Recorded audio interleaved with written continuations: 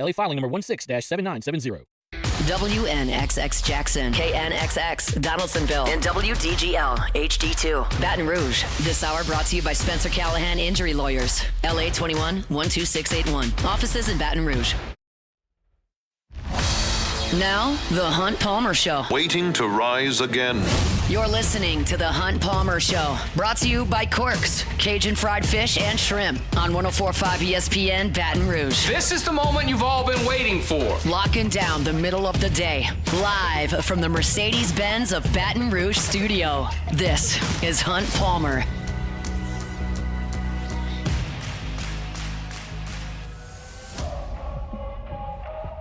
Welcome in. Hunt Palmer coming to you from Mercedes-Benz of Baton Rouge studio downtown in the capital city on this Friday. It means we're brought to you by Corks, Cajun Fried Fish and Shrimp.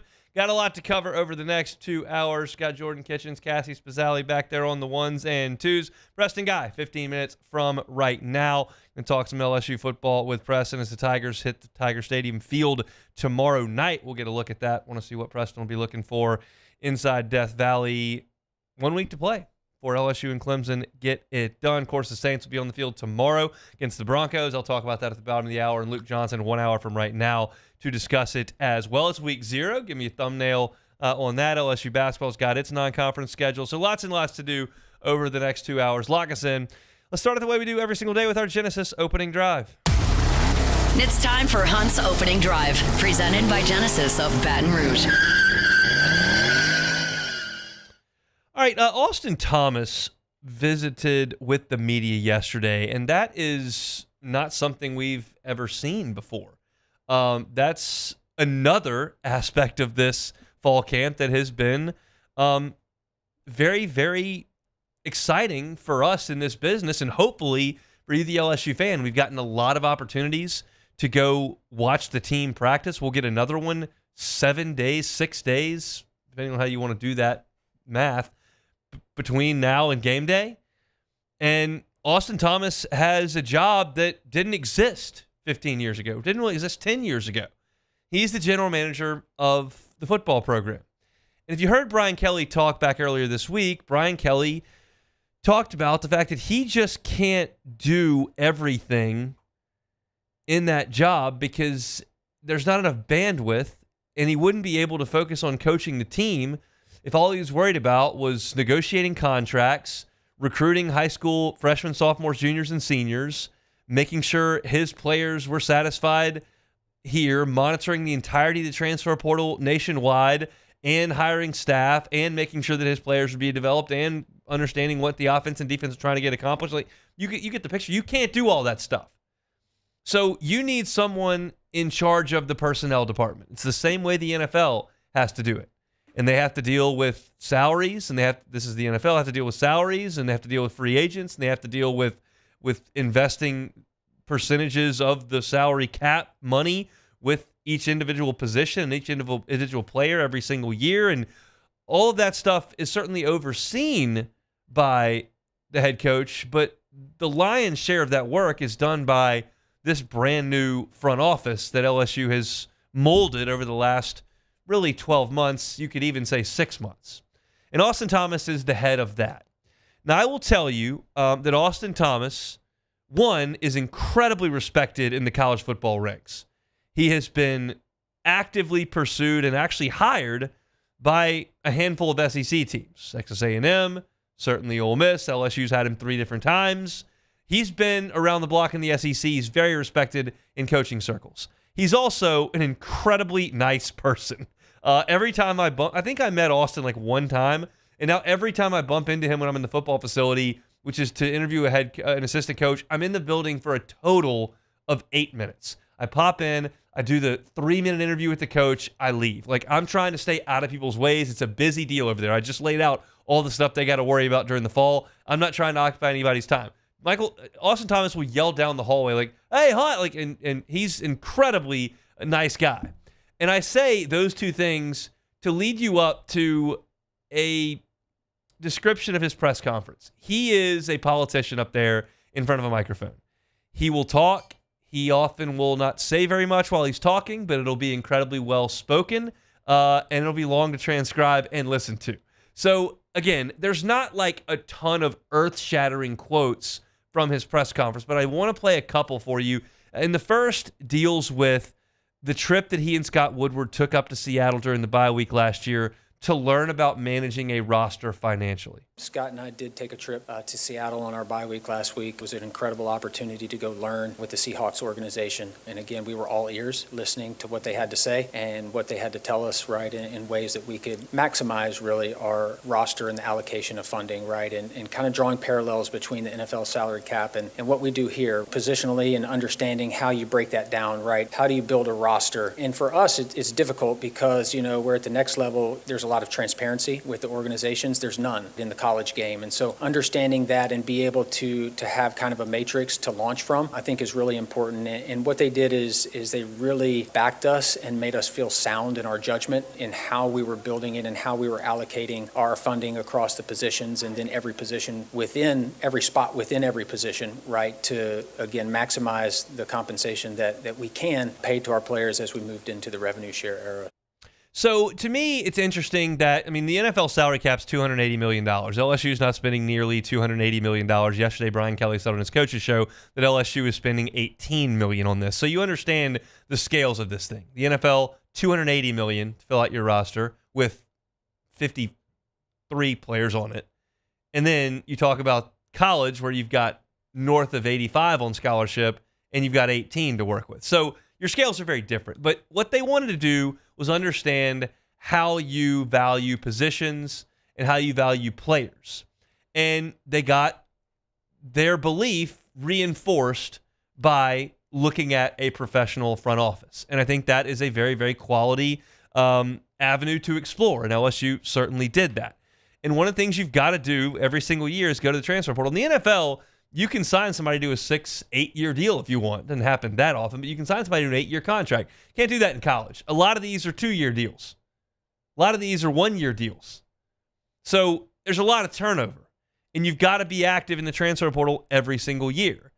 And I have no doubt that LSU can spend $15 million on a roster because, LSU spending $18 million on a roster this year. The question I had is, okay, you did that this year.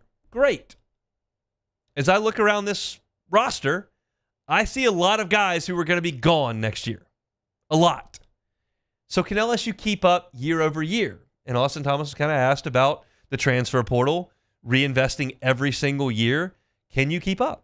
I think the proof is in the pudding that we've been competitive in that space and will be as competitive as anybody in America. The one thing I will say is that I feel very sound in what we're doing and how we're doing it. Again, it all comes down to disciplined decision making, right? Removing emotion, making decisions based on the facts and the data that's out there, and then experience and intuition come into play after that. But those are the things that really guide us. I think we have a great matrix as to how we've built it. And I think from there, it just serves as a launching point, right? And what that does is that doesn't mean it's an end all. It's kind of etched in sand, right? And so then there are different things that move that matrix up and down, based on the talent of the player, what you have on your roster, what's available if you don't get that player. And so there are a lot of variables that kind of move it up and down from there. But I think the launching point is very sound, and I believe in it a lot, as does Coach Kelly and our staff. And that's just a short way of saying, you understand that you have a baseline, and then there are going to be some variables. I would just give an example. We feel like, and this may be dead wrong, but we feel like LSU may be a little bit weak on the interior of the offensive line this year. Maybe they're not, but maybe they are. So if you were to realize that in spring football, and the equivalent to Trey Turner shows up in the portal. He was at Florida State. Florida State had a coach leave for the NFL. All of a sudden, he's in the portal. You would maybe spend more money on guard there than you generally would because you feel like you've got a need and you've got a big-time talent. So that's very obvious stuff, but it's stuff that you never worried about 15 years ago. This is new to college football. Here's the question that everybody really wants to know. And the question is, okay, Austin, where's the money come from? You got $18 million in this team. Where are you getting that? We're part of an imperfect model right now. And so we understand that there are challenges, and we're receiving guidance every week, right, as to what this looks like. For LSU, we put a plan in place about 15 months ago that allowed us to operate today where we are, right, understanding where we've been, where we are, and where we want to go. I think that gave us some advantages going into the back half of 2025 and 2026. And then from there, what we have to do is just work within the parameters of what the guidance, says and the legislation says as we get it and as it comes to us. And so we don't have all the answers answers right now. We're not the knower of all things, but I do think we have operated with purpose and intent in everything that we've done to put ourselves in position to not only sustain for 2025 and into 2026, but beyond. And that's a little bit of word salad, but here's my take on it. If you're telling me, and we've been told this through reports, Brian Kelly says the roster cost $18 million. Okay, so there's a number. And we know that revenue sharing kicked in July 1st, and we know that there's $20.5 million this year to share. And we know that LSU has decided they're going to spend 75% of that on football, which is about $15 million. So that gap between 15 and 18 is only $3 million. Now, it's not my $3 million. I don't have the $3 million. But my uneducated opinion, because I don't make these phone calls, I don't ask the donors for money. I don't know how much money they have. I don't know how much money they're willing to give. I don't know how much money they've spent 10 years ago, 3 years ago, this year. I don't know that. But it feels like to me that if LSU, which is always going to have a monster budget when compared to the rest of collegiate athletics, is going to be able to share $15 million plus with the players on the football team, and you need your booster base to come up with three feels doable to me. Now, what I don't know is whether or not the $15 million plus the 3 to get to 18 has put together a championship level team. I don't know that. I feel good about that football team that I've watched in practice. I feel good about it. But I don't know. Clemson might beat them by 30 next week. They might beat Clemson by 30 next week. I don't know. So I don't know what the result of the $18 million is going to be. I do feel like, again, this is an opinion, that $3 million for the booster base is doable. Year over year over year. I feel like LSU has enough people in this state that are fans of this program that they can come up with $3 million annually. And that revenue share number is just going to keep going up. And the number of players who are on the roster is not going to go up. So you're just essentially going to have to bridge a gap to competitiveness from the revenue sharing to that competitive level. Maybe it's $18 million. Maybe you need to spend 21. I don't know. But it feels more doable when I get those numbers laid out to me than, okay, blank slate, everybody can pay players. LSU, go swim in the water with A&M and Texas and Georgia and Ohio State. See how you do. That's intimidating to me. That hypothetical is intimidating to me as an LSU fan. That, hey, you need to bridge the gap with $3 million a year. That seems doable. I don't know if it is or not. It seems doable. I wrote a little bit about it at LouisianaSports.net. Austin Thomas spoke for 25 minutes yesterday, and I think that you can kind of take some of it out of there, then some of it was a little bit fluffy. But the biggest point I took from it is they've got a plan. They're going to share a significant amount of money revenue-wise. They felt competitive this past year, and they feel like they've got a plan to be competitive moving forward. What we don't know yet, and what they don't know yet, is what that money they've spent on this roster will produce. And I think we'll have a pretty damn good idea 8 days from now. Won't tell the whole story. Labor Day weekend does not tell the whole story for any team in the country. But it might tell a good piece of the story. We'll see. That's Austin Thomas, our Genesis opening drive. Let's take a timeout. Come back with Preston Guy. TigerBait.com next. The Hunt Palmer Show. At Bayou Automotive, we believe in a sales process that puts you first. We want you to experience an easy purchase with clear pricing and great service. Let Bayou Ford and Bayou Chrysler Dodge Jeep Ram be your trusted partners in finding your perfect vehicle. The crew at Bayou Automotive is going to do right by you. At Auctioner, we know healing is a team sport. That's why we've partnered with world-renowned orthopedic surgeon Dr. James Andrews to create the Auctioner Andrews Orthopedics and Sports Medicine Institute. Whether you're a professional athlete or a weekend warrior, our team of specialists are dedicated to getting you back in the game. So whatever your reasons are for reaching your personal best, we've only got one. You. Auctioner Andrews Institute. Long live you. Gulf Coast Bank and Trust is giving our customers the power to bank anywhere, anytime during this challenging event. And we're right there with you. Our mobile banking app is a smart way to manage your money and time. Gulf Coast Bank and Trust, the bank that cares about you. I'm Gabrielle McLeod on behalf of the Louisiana Propane Dealers. I have spent hundreds of hours preparing for scholarship competitions. That preparation paid off when I won the Fitness and Talent Awards along with the title of Miss Louisiana. The Louisiana Propane Dealers are also pretty talented and want you to be prepared for when the power goes out. Visit louisianapropane.com to find out about propane generators and other safety tips. Louisiana Propane, it truly is the fuel for our future.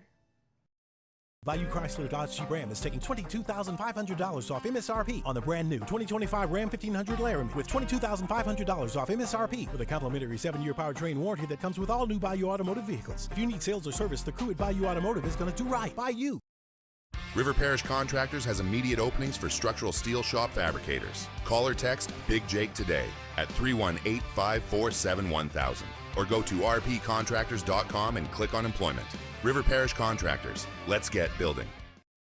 At Luba Workers' Comp, our journey began over 30 years ago with a simple belief.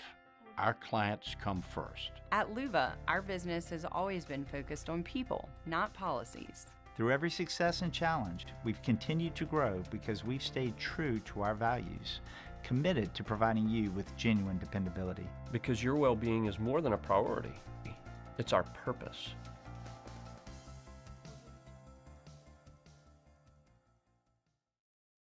Family owned and community driven. Service Chevrolet Cadillac, a legacy you can trust since 1972.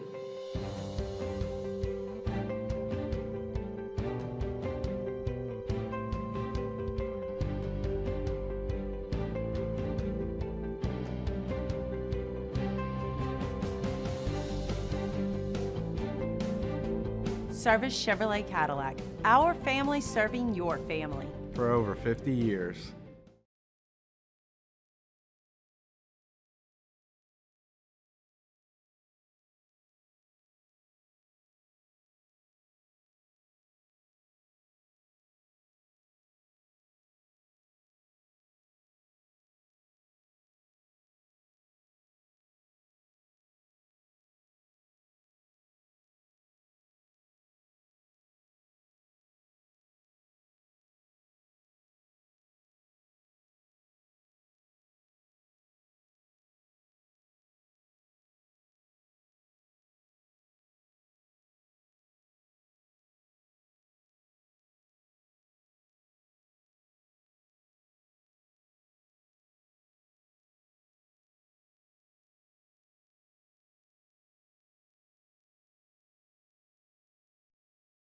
You're listening to The Hunt Palmer Show, brought to you by Corks, Cajun Fried Fish and Shrimp.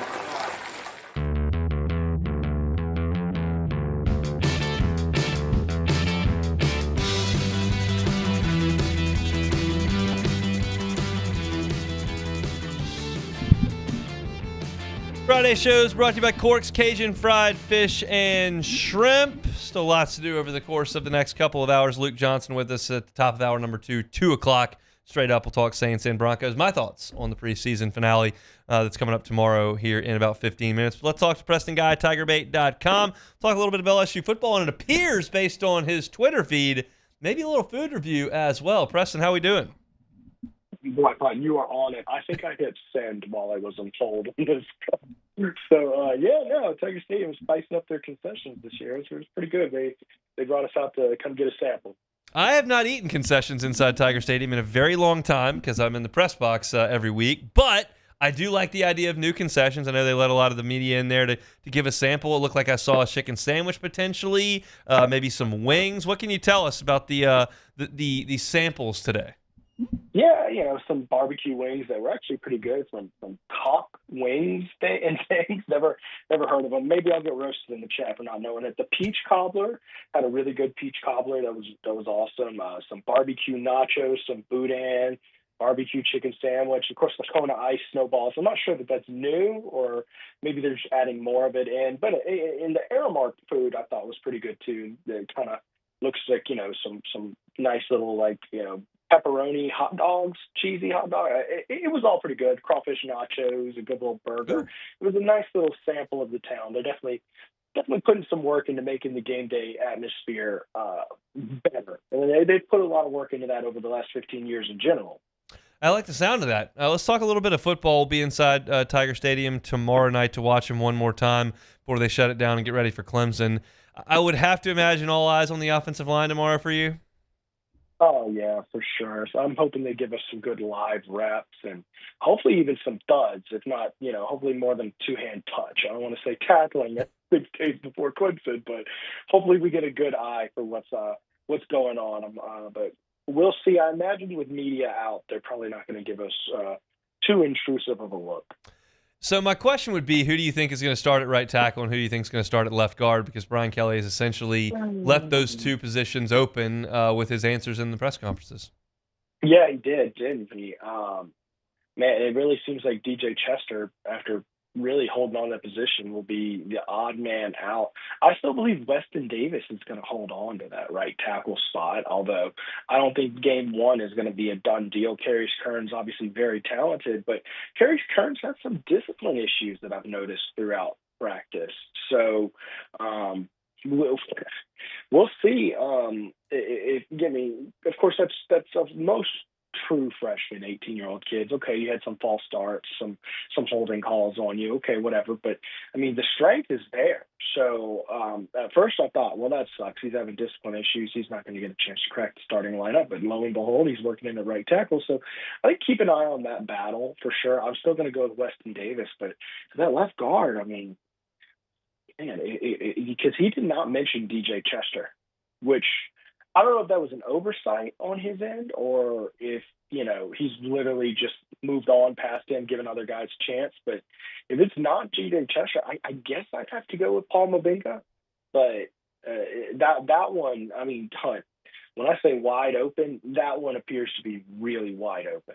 I don't know if it was an oversight or not. What I do know is there is a chance it was an oversight. It would not be the first time that Brian Kelly had fumbled a name at the press conference, and I don't really care about that. They've got position coaches and guys. It's not like he's going to forget who to put in the game next Saturday. Sometimes that just happens when you got a roster that's turning over constantly and you're up there having to recall a ton of names. So it happens to me on radio once a week at least. Yeah, for sure. So it is what it is. Here's a question that is unanswerable, but I just want your thoughts on the general premise.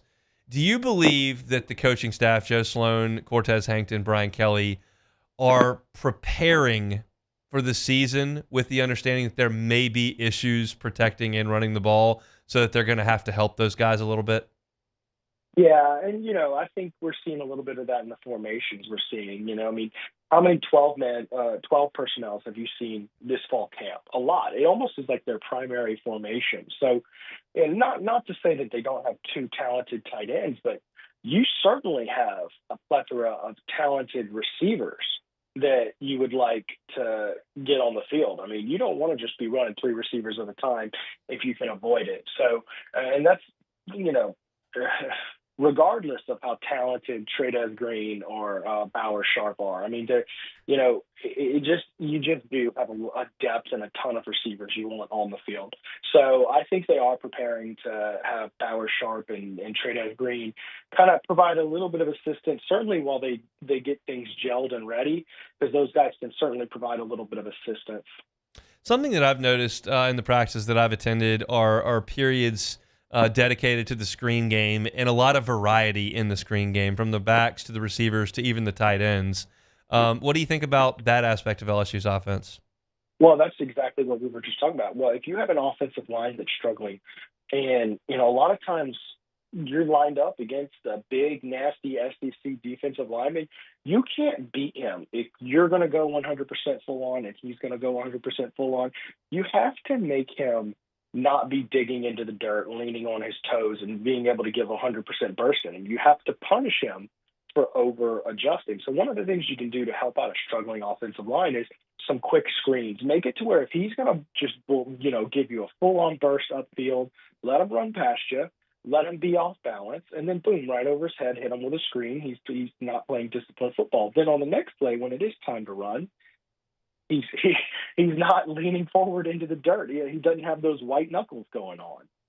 So yes, I think 100% of what we're seeing is a schematic adjustment to compensate in case they aren't able to get the push in the offensive line that you want. And look, I'll even go take it a step forward. I mean, think about all these goal line, these Jawan Johnson reps, and these formations where they're motioning Nussmeier out wide. Yeah. I mean, they're doing a lot of different little things. If not only to, in case they can't get a push, to do something different to still move the ball forward, but probably also to keep them, keep them guessing, keep them, off those knuckles. Is there a second biggest question mark on this team beyond offensive line that you're honing in on? Well, let's put it like this. There's offensive line, a wide gap, and then way down the list, probably safety, but even those safeties, they're starting to look good in practice, and there's a lot. I mean, there's a question here and there about them, but I mean, even young guys are starting to like CJ Jeb Coyley is coming up from the rear, giving you a lot of talent. I guess the big question more so would be more toward individuals, right? Not toward units as a whole. Things like, okay, is Harold Perkins going to really find a home at that star position? Is he going to be able to cover the way he's going to need to cover? It's more so individual questions once you get past that offensive line as a unit.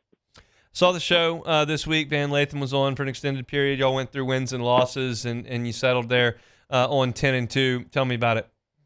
Yeah, but I tell you what, I knew I had in my gut. I think LSU loses to a team that they're the better team then, and that one was real tough. I went back and forth between Alabama, South Carolina, and Oklahoma, and ultimately I said, well, the Oklahoma one could be tough. None of these guys have ever played in Oklahoma. Nobody's ever coached in Oklahoma, and LSU's never been to Oklahoma.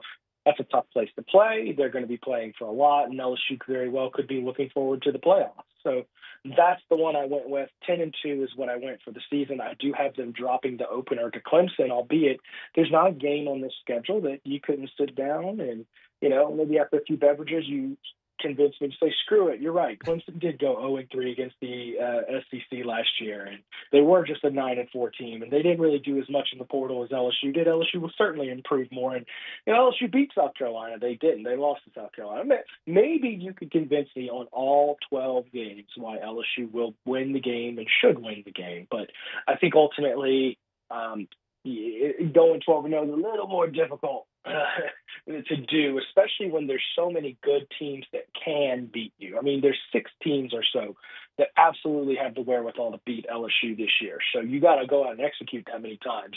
And to say you're going to go 6-0 in those, that's a tough ask. So yes, I think this is a very, very good team, and I'm really pumping the brakes to hold myself on how special I think this team could be, because I'm really high on Nussmeier, especially if he takes that step forward. I think the offensive line is going to be good enough. I really do believe that, and I like the overall talent of this team. I mean, look, Brian Kelly came out and said he invested $18 million in this roster. That's not lost on me, the meaning of that, considering they rolled out a team last year that was about $5.5 million is what the reports are.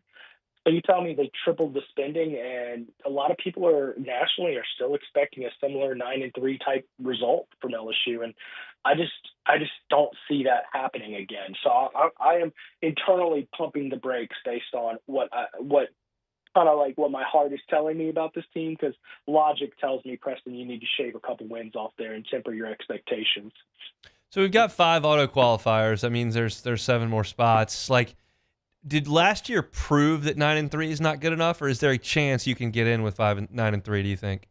Well, how would we know if 9-3 wasn't good enough? They were 8-4 last year. So well, Alabama, South Carolina, and Ole Miss. Sure.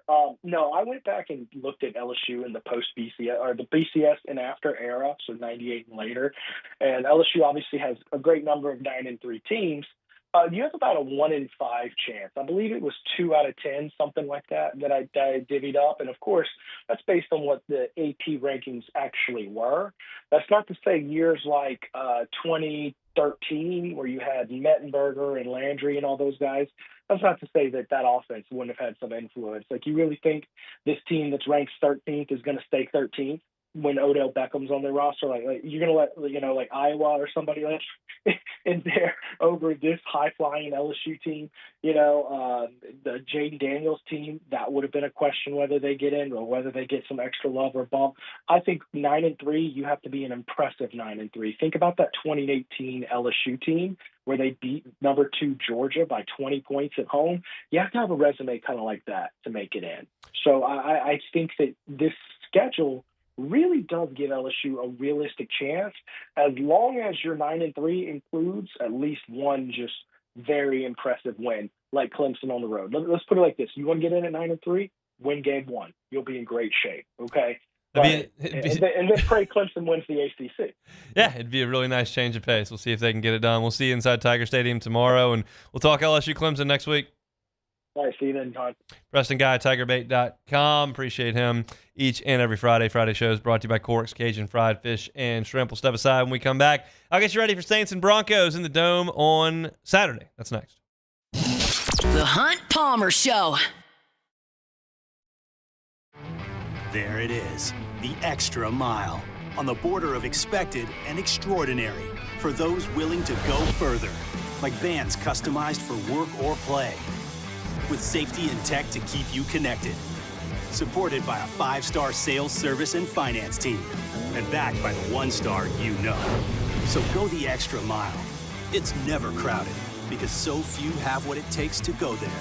Mercedes-Benz Vans. Breck teamed up to reimagine your parks, and you imagined big. With your help, we went to work, creating 12 beautiful community parks across the parish. A family-sized water park, miles and miles of trails, and parks just for your dogs. There are more places to splash, to explore, to run wild, and even soar. You imagined, we delivered. Gold. Breck, your #1 park system in the nation. These ice cubes could have been a thankless bed for an all-you-can-eat salad bar. But instead, they cradle and cool the crisp, refreshing Dos Equis. Nicely done, ice cubes.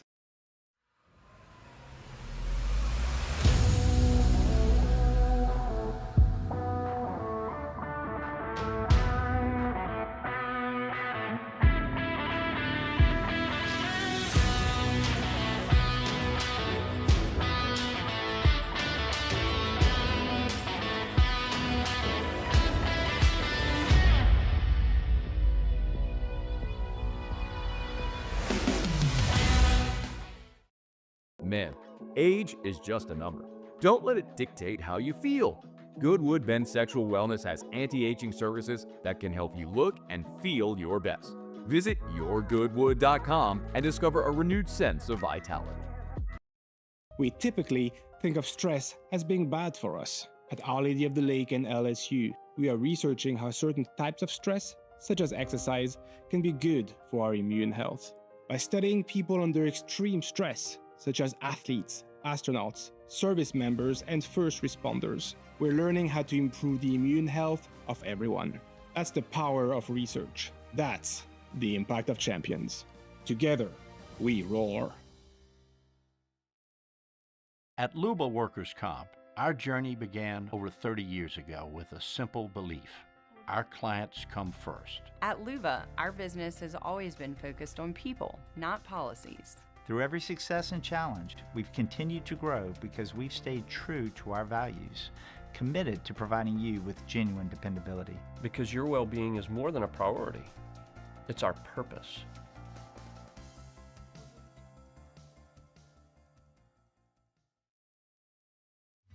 At Sunshine, we know what you see when you look at your land. Where others may see dirt, you see the foundation you've built your life on. It's hallowed ground. It's past, present, and future. We're proud to provide quality John Deere equipment to help you maintain the land you love. Check out our current promotions and learn more about what it means to be powered by sunshine at sunequip.com. Bayou Chrysler Dodge Jeep Ram is taking $22,500 off MSRP on the brand new 2025 Ram 1500 Laramie with $22,500 off MSRP with a complimentary 7-year powertrain warranty that comes with all new Bayou Automotive vehicles. If you need sales or service, the crew at Bayou Automotive is going to do right by you.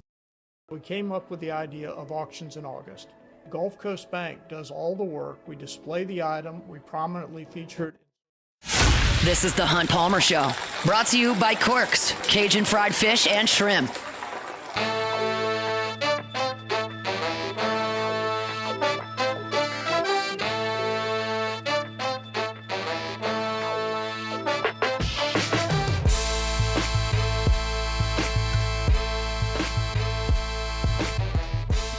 Friday show is brought to you by Corks, Cajun fried fish and shrimp. Check out the menu, corksfishandshrimp.com. Knocking off of work, don't feel like going out for dinner, but you got to feed the family, don't want to cook either. Corks, they can even feed a Hester-sized family, which is very difficult to do. Check out the Big Haul. They got that on the menu as well. Can feed 4 to 5 folks. If you're looking for tailgating, got a watch party set up for LSU and Clemson next week, and you're thinking, what can I feed all these people? Corks. They give you the big old trays of those crispy fried catfish, jumbo Gulf shrimp, crispy shoestring fries. They got the coleslaw, honey butter rolls. Get you some beignet bites as well. They got it all over there at Corks. Happy to feed in bulk if need be. Check out the menu again, corksfishandshrimp.com. They're on Government between Foster and Jefferson. Corks, bring you our Friday shows every single week. All right, the Saints, one more preseason game. And I'm thrilled by the fact that Kellen Moore came to the microphone yesterday and said, we're going to play some starters in this game. That's where the Saints are. They need to play some starters. They need reps. They need reps so those starters can continue to get better.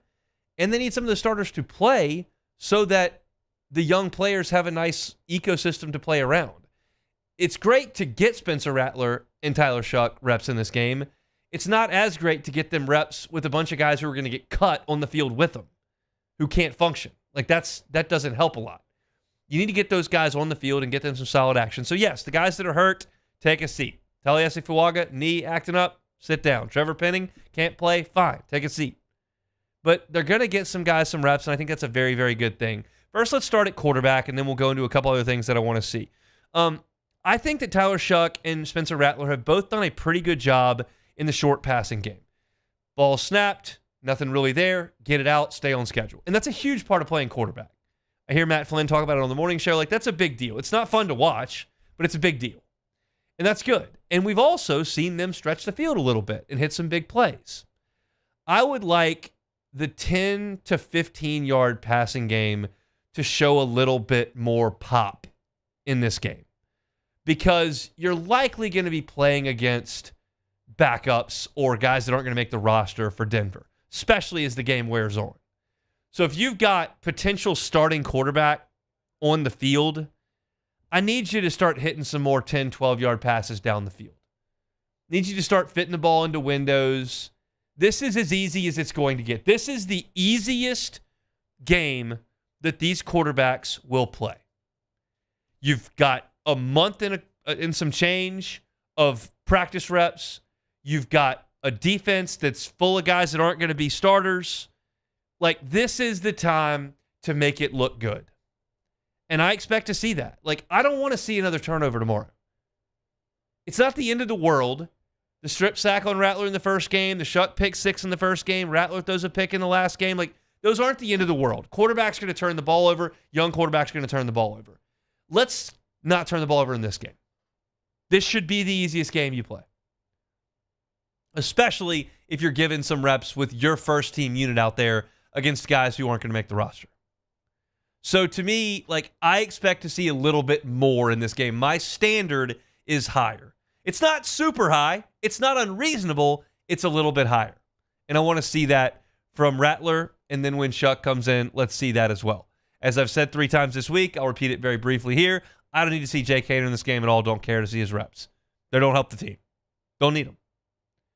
So that's what I want to see from the quarterback spot. Now you look at roster spots that are very much in limbo. And one of them, interestingly, is at punter. The Saints had such stability at punter for so long. They got Thomas Morstead, and he was a great punter for a long time. And they decided to move on, and they've shuffled that deck for the last couple of years, and it hasn't been very good. It was bad last year. Hayball was bad last year. So now you've got Kai Kroger, and you got James Burnip, and there's been kind of a back and forth between those two guys, and they've gotten reasonably similar reps. However, Kroger, it appears, has kind of surged there. He's gotten a few more reps in punting, and one thing that Ross Jackson at LouisianaSports.net very aptly pointed out, he's also holding for Groupie a lot. That's a sign. I don't know Blake Groupie. He did sit down with our station Super Bowl week, and I got to meet him, but I don't know him. He certainly wouldn't know who I was if I walked up.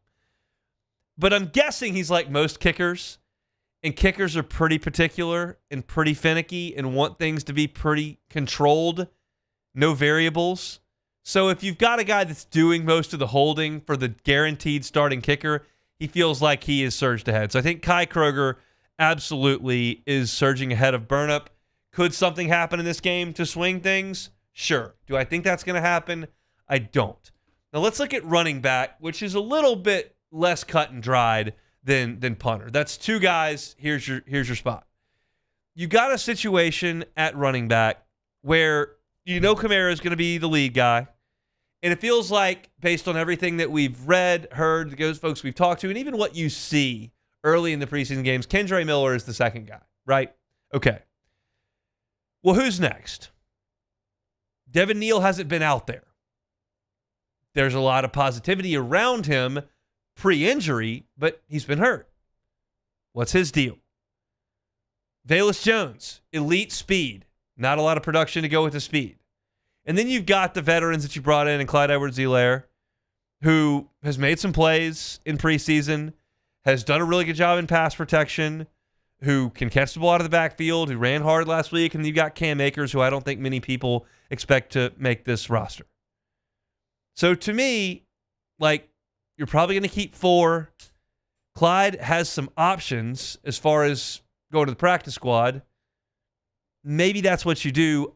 I would keep Clyde over Velus Jones. I understand the intrigue with Velus Jones because of the speed that he's got, and I get that. If that's something you really prioritize, and I don't think I'm being biased in this Baton Rouge market as the guy who covers LSU and went to LSU, I don't think I'm being too biased suggesting Clyde should make the team, but I think there are some things that he brings, and one of them is durability as well. So we'll see, but running back is interesting, and those guys might be running for their jobs on Saturday afternoon. Got to keep that in mind for sure. I think that's the most intriguing. Does the newest addition, Devon Bailey, get out there and give it a shot? I think he very likely will. What does he show? At tight end, Jack Stoll, Trayton Welch. Those guys are going to have to earn their stripes until Foster Moreau and Taysom Hill return from the PUP list. Like, okay, have you proven yourself that you need to be kept around when these two proven veteran commodities show up? Might not. And then at offensive line, I just need to see better play. Like, that's not a make the team deal. That's just like, hey, Cesar Ruiz, get in front of somebody, block somebody, dominate at the point of attack against this guy who's going to get cut from the Broncos in the next 48 hours. I just need to see that, and I haven't for 2 preseason games. That's kind of my checklist. Quarterbacks, I'm thrilled you're playing. Let's work the intermediate passing game and look a little bit more crisp. This should be the easiest game you play all year. Punter, okay. Who wins that job? The other guy's probably out of a job. Running back, who's running for their job? Tight end, who can keep their job when that deck gets shuffled in the next 8 weeks? And then offensive line, play a little bit better. Show me something more than you've shown me to this point. And when you do that, you'll give me a better shot to evaluate running back. You'll give me a better shot to evaluate quarterback. That's the thing with this offensive line, is that it not only hampers you in your ability to move the ball and win games, it hampers your ability to handicap the rest of the roster. So my only prediction in this entire thing with the game against Denver on Saturday is that Spencer Rattler does enough to win that week 1 job. We've talked about it 3 times this week. I'm not going to change my tune on it. I think Spencer Rattler is going to win that job, and I think he's going to hold it for the first month of the season. After that, I'm not willing to put my neck out. Anything can happen. You heard Nick Underhill on our station say that he thinks that they want Shuck to win it. You've heard folks on this station suggest, hey, it's easier to go and put the second-year player on the bench for the rookie than to put the rookie on the bench for the second-year guy. You've heard Matt Flynn talk about his time in quarterback competitions and how that usually goes with preseason reps. Everybody seems to think Rattler is surging ahead in that way, and I certainly wouldn't argue with that one bit. And I'm okay with him starting in this game on Saturday, and I'm okay with him starting the first game. Shuck's going to get his chance at one point during this fall. I'm just not sure where it's going to be, and he'll certainly get a chance to play on Saturday. Hopefully that goes really, really well. But Saints and Broncos, noon inside the Dome on Saturday. We'll certainly be talking about it on Monday's show. If you'd like to read about it, we'll have post-game stories up at louisianasports.net, as always, for free. All right, we got one segment to go in this hour. We got football tomorrow, college football. I'll give you a thought on a couple of games when we come back. The Hunt Palmer Show.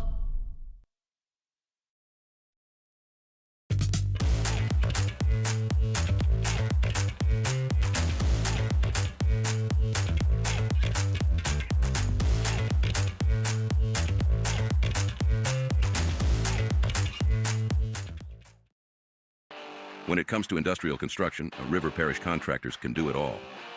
Mechanical, structural, custom fabrication, specialized welding, and turnaround services. Strategically located in between Baton Rouge and New Orleans, we have the local team with the experience and commitment to safety to manage the most complex industrial projects. Period. Here's the deal. Partnering with us means your project is delivered on time, on budget, and most important, safely. River Parish Contractors, let's get building. These are the luckiest ice cubes in the world. They could have been a thankless bed for an all-you-can-eat salad bar. But instead, they've been called upon to cradle and cool a crisp, refreshing Dos Equis. Looks like the lucky just got luckier. Dos Equis. Breck teamed up to reimagine your parks, and you imagined big.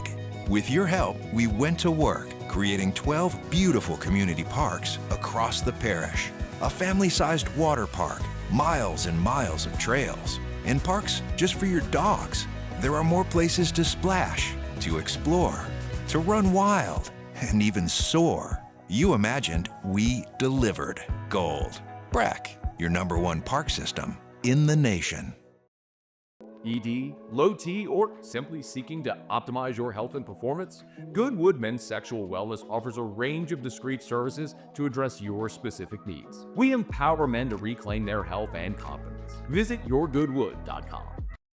When it comes to choosing energy for your family and your home, make the smart choice with natural gas. You can count on efficient and affordable natural gas to keep you comfortable and reduce your environmental impact to help protect our planet. Together, we're fueling our energy future. Atmos Energy. We came up with the idea of auctions in August. Gulf Coast Bank does all the work. We display the item, we prominently feature it in social media, on our website, but we do it because it's the right thing to do for the community. It's not just a game, it's a religion. You've got your team colors, team swag, and now your very own website. LouisianaSports.net. Everything LSU, Saints, and Pelicans. Sports on demand. In-depth coverage by sports writing pros with continuously updated news. And with the LouisianaSports.net newsletter, you get pinged directly with top trending stories. Best of all, now and always, no paywall. It's free. LouisianaSports.net. Powered by 104.5 ESPN Baton Rouge. Your home for Louisiana sports.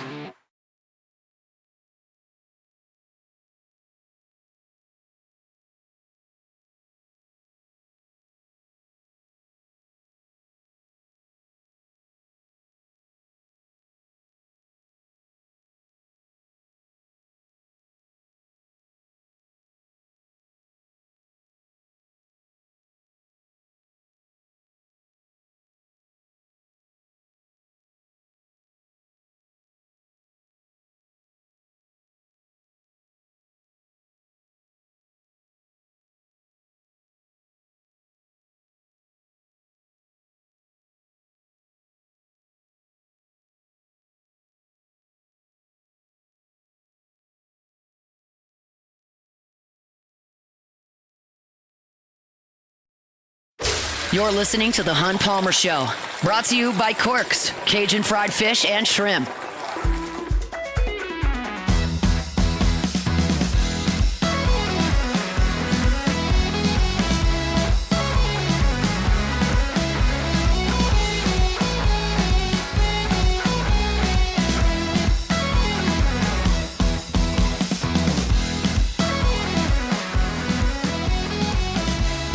Wrapping up hour number one, we'll have Luke Johnson in 10 minutes talking some more Saints. So week 0 tomorrow. Y'all know me well. I love football. I'm not addicted to football. I don't have to watch football because it's on. I don't have to watch the Bahamas Bowl on Tuesday in December. I don't have to watch NFL preseason. I don't even have to watch Pac-12 After Dark. Like, I love football. I love Saturday Night in Death Valley. I love the NFL playoffs. But I'm not addicted to it. And I don't have to watch a game just because it's on. Tomorrow's Ireland game does have my interest. I will be straight up. It is a game that I don't have to have any rooting interest in. It can't hurt me. Okay? Like, when I used to watch Alabama in the whole Saban years, I had such a huge rooting interest that they would lose. Like, I would be hurt when they win, and they win all the time, and that's an uncomfortable feeling. I don't like it. So I like these national championship games that have been played over the years, recently, with no SEC teams in them. I can't get hurt. And I can't get hurt with Iowa State and Kansas State playing in Ireland. And then you mix in the fact that there are some potential, like, ramifications here with wins and losses.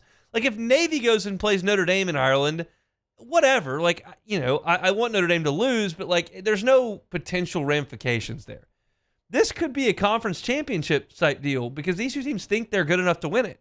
And their quarterbacks are good. You got Avery Johnson. You got Rocco Beck. They're talented. They've made some plays. They're incumbent starters. Johnson threw for 25 touchdowns last year. That's a program record. And then Beck is thrown for 6,600 yards and 48 touchdowns in 2 years. So you've got two teams that should be reasonably adept at playing offense. So an aesthetically pleasing game that matters, that can't hurt me. I'm in. That's good. I would prefer these two teams play on their home field. Brett Bielema said yesterday or the day before that, like, the last thing he wants to do at Illinois is to take a home game out of Memorial Stadium. Like, I get that, but I'm not a fan of Kansas State or Iowa State. So to me, this is interesting football that doesn't have to get my blood pressure up, and I am in for that. I got Myers-Mann's first soccer game ever tomorrow morning. We're going to knock that out at 9 o'clock. I'm going to come on home. And I kind of got the afternoon to myself because the family's going to a birthday party that I can't go to because I got to go to the Scrimmage Saturday night in Tiger Stadium. So I'm going to lock in and watch this game. And I think it's going to be good. I don't have a strong lean on a pick. If you asked me to make the pick, I'd probably take Kansas State and I'd probably lay the points with them. Can I even try to sit here and suggest that I've done enough research to feel good about that at all? No. But the point being, I'm excited to watch that game. I will tell you this. I do have a pick when it comes to gambling. If you can find the line, and it's not always you can find the line, but ESPN's got it at 26.5 as I look at this. UNLV plays Idaho State, and you would look at me and you would go, Hunt Palmer, I know damn well you don't know anything about UNLV or Idaho State. And you would be right, except for 1 point. I know one thing about UNLV. Their coach is Dan Mullen. And I've done enough SEC pick'ems over the years and picked games against the spread.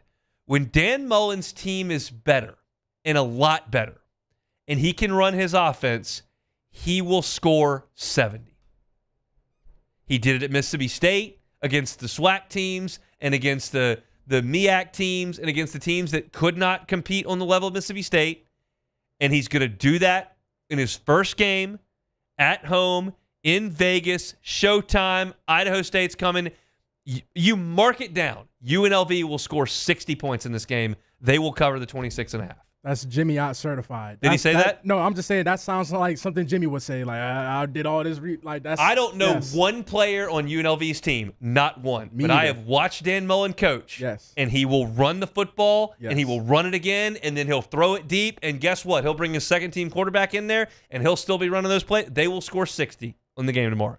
So if I had to play one game, and like Fresno State, Kansas is a much more intriguing game than UNLV, Idaho State. But if I had to play a game with the understanding that I don't know squat about any of these teams, give me UNLV, Dan Mullen running up the score. That's what I'll take. I like that. The total in the game, 65.5, definitely take that. Yeah, your confidence in it has sold me on that pick. Yeah, Just- I mean, just it's off knowing that- I watched him do it. You got to watch. You watch Mississippi State with Dan Mullen calling plays against North Carolina A&T that they brought in that week for week 1. Yeah. 70 to 7, just guaranteed. Now they'd go and play Auburn and get beat by 25 points. Yeah, you know, we but ain't doing that. when they got somebody overmatched, which I'm assuming UNLV can do to Idaho State, give me Dan Mullen. Well, they better. It's going to be a long season. And I got a feeling, this is just a guess. This is based in nothing. Somebody that's rich in Las Vegas paid to help Dan Mullen put a decent roster together. When he took that job, they got the NIL rolling, pre-rev share, and they found somebody that could play. Oh, yeah. To go play in Vegas. Somebody with money did that. So I'll take UNLV to cover the number. That's my one pick for week 0. All right, that's it for hour number 1. We're brought to you by Cork's Cajun Fried Fish and Shrimp. Talked to LSU about Austin Thomas. Talked to LSU with Preston Guy. You can find those at Hunt on LSU. Talk Saints and what I'm looking for in the preseason finale. That's at Hunt on Saints. Luke Johnson on the other side of Sports Center, right here on a Friday edition of the Hunt Palmer Show. The Hunt Palmer Show. Genesis of Baton Rouge. GenesisofBatonRouge.com. Get on by and see him. The facility is so awesome, y'all. I was in insurance for 7 years. I worked with a lot of car dealerships when I was in insurance. And this is one of the finest dealerships you will have been in. It feels like you're walking into a spa. It feels like you're walking into a 5-star resort. From the scent to the ambiance to the welcome that you get from the staff. They've got an amazing place to sit down, relax, take a load off. Maybe you can get some work done if you're sitting there waiting for the service aisle to be done. They've got an incredible coffee machine, snacks laid out. And oh, by the way, they got an incredible line of vehicles as well. It's a luxury brand at a reasonable price, and every single vehicle is a IHA top safety pick. They've got convenience. They've got amazing service, incredible facility, wonderful line of vehicles. Every single box you need checked is checked over there at Genesis of Baton Rouge. Go by and see them. Airline at Pico, or check out the entire inventory online at GenesisofBatonRouge.com. At Bayou Automotive, we believe in a sales process that puts you first. We want you to experience an easy purchase with clear pricing and great service. Let Bayou Ford and Bayou Chrysler Dodge Jeep Ram be your trusted partners in finding your perfect vehicle. The crew at Bayou Automotive is going to do right by you. Baton Rouge's home for real rock. It's Eagle 98.1. Foo Fighters. Led Zeppelin, AC/DC, Pearl Jam, and the flagship home for LSU sports. Take us anywhere with the Eagle 98.1 app. Eagle 98.1 is the rock station. Today, we are shaping tomorrow. We are researching how extreme stress impacts the immune system, from trauma victims to athletes and even astronauts. Our work is leading the way in sepsis treatment, saving countless lives. We're unlocking the mind with music in exciting new ways. Our Lady of the Lake Health and LSU are improving the health of our state. That's the impact of champions. Imagine the impact we'll have on the future. Together, we roar. Hi, this is Beth Serena. Welcome to my pool.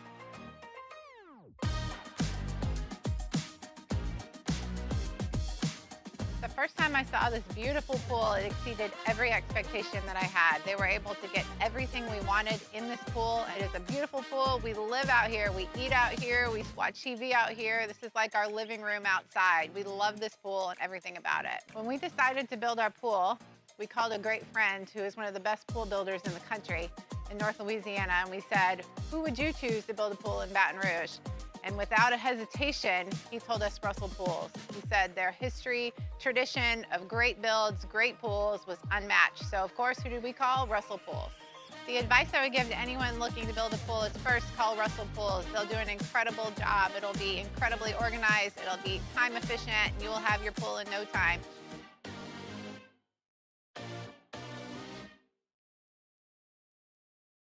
At Ochsner, we know healing is a team sport. That's why we've partnered with world-renowned orthopedic surgeon Dr. James Andrews to create the Ochsner Andrews Orthopedics and Sports Medicine Institute. Whether you're a professional athlete or a weekend warrior, our team of specialists are dedicated to getting you back in the game. So whatever your reasons are for reaching your personal best, we've only got one: you. Ochsner Andrews Institute. Long live you. Family-owned and community-driven. Service Chevrolet Cadillac, a legacy you can trust since 1972.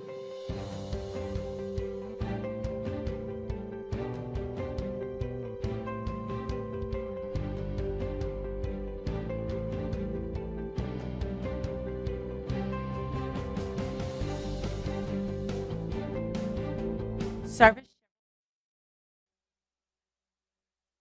This is SportsCenter.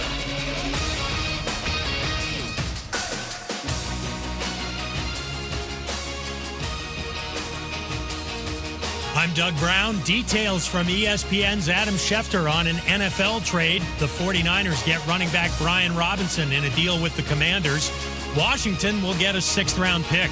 Carolina offensive lineman Taylor Moton gets a 2-year, $44 million extension. The drama continues in Dallas. No deal yet for defensive end Micah Parsons. But what leverage does he really have? ESPN's Mike Tannenbaum. He can withhold services, and things change, right? If he doesn't play and Dallas goes 3-0, that's not going to help his leverage. If he doesn't play and they go 0-3 and they can't stop anybody, that's going to help his leverage. Mike Tannenbaum on Clinton and Friends. ESPN's Shams Charania reports free agent guard Malik Beasley is no longer a target of a federal gambling investigation. Second round of the Tour Championship in Atlanta, Russell Henley and Tommy Fleetwood share the lead at 13 under, 2 shots ahead of Cameron Young.